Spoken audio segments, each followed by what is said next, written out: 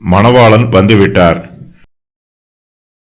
அப்படியே அவர்கள் வாங்க போனபோது மணவாளன் வந்துவிட்டார். ஆயத்தமாய் இருந்தவர்கள் அவரோட கூட கல்யாண வீட்டிற்குள் பிரவேசித்தார்கள். கதவும் அடைக்கப்பட்டது.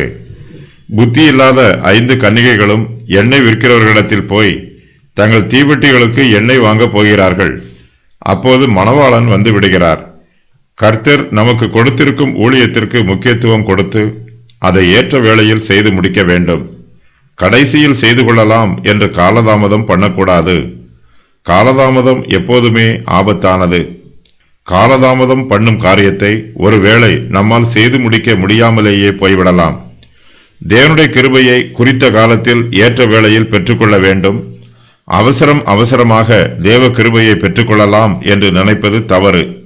மரணப்படுக்கையில் இருக்கிறவர் அவசரமாக தன்னை மன்னிக்குமாறு ஜெபம் பண்ணும்போது அவருடைய உள்ளம் குழப்பத்திலேயே இருக்கும். தன்னுடைய முடிவு எப்படி இருக்கும் என்று அவருக்கே தெரியாது.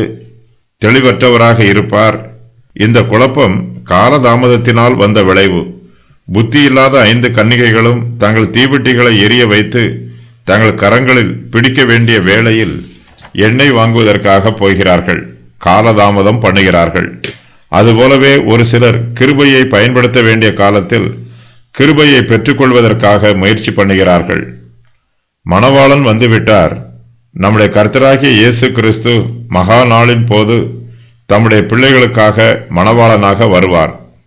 அவர் பரிசுத்த அலங்காரத்துடனே வருவார். தமது மகிமை பொருந்தினவராக வருவார். ஆயத்தமாய் இருந்தவர்கள் அவரோடு கூட கல்யாண வீட்டிற்குள் பிரவேசித்தார்கள். தேவனுடைய சமூகத்தில் ஆயத்தமாக இருக்கிறவர்கள் மாத்திரமே நித்திய மகிமையை பெற்றுக்கொள்ள முடியும்.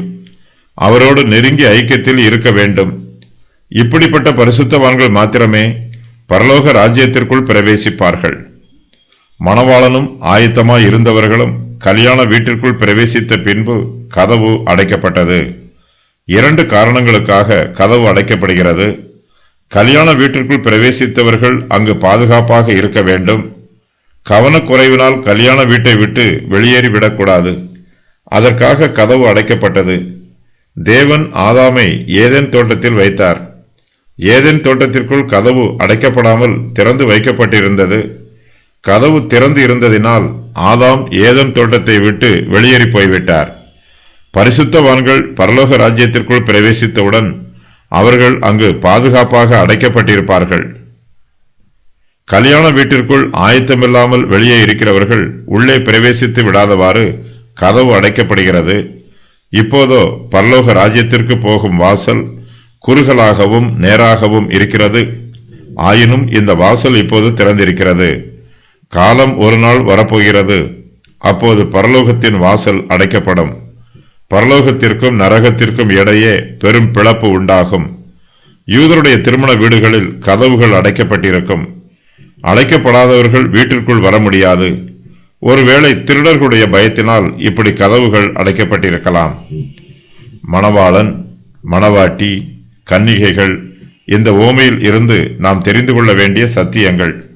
இயேசு கிறிஸ்துவை தங்களுடைய சொந்த இரட்சகராக ஏற்றுக்கொள்கிறவர்கள் அனைவருமே தேவனுடைய பிள்ளைகளாகிறார்கள். ரட்சிக்கப்பட்டவர்களுக்குள் வேறுபாடு இல்லை.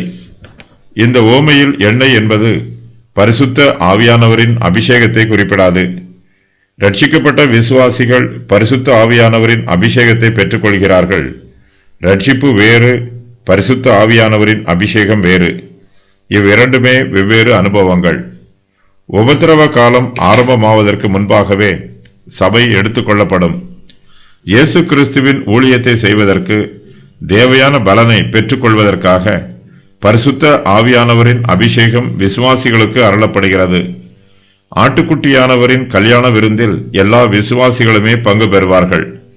சபை எடுத்துக்கொள்ளப்படும் போது எல்லா விசுவாசிகளும் எடுத்துக்கொள்ளப்படுவார்கள். புதிய எருசலேமில் பழைய ஏற்பாட்டு பரிசுத்தவான்களும் புதிய ஏற்பாட்டு பரிசுத்தவான்களும் இருப்பார்கள். உபத்திரவ காலத்தில் கூட கிருபையின் கதவுகள் யூதருக்கும் பிரஜாதியாருக்கும் அடைக்கப்படுவதில்லை. உபத்திரவ காலத்திலும் திரளான ஜனங்கள் ரட்சிக்கப்படுவார்கள்.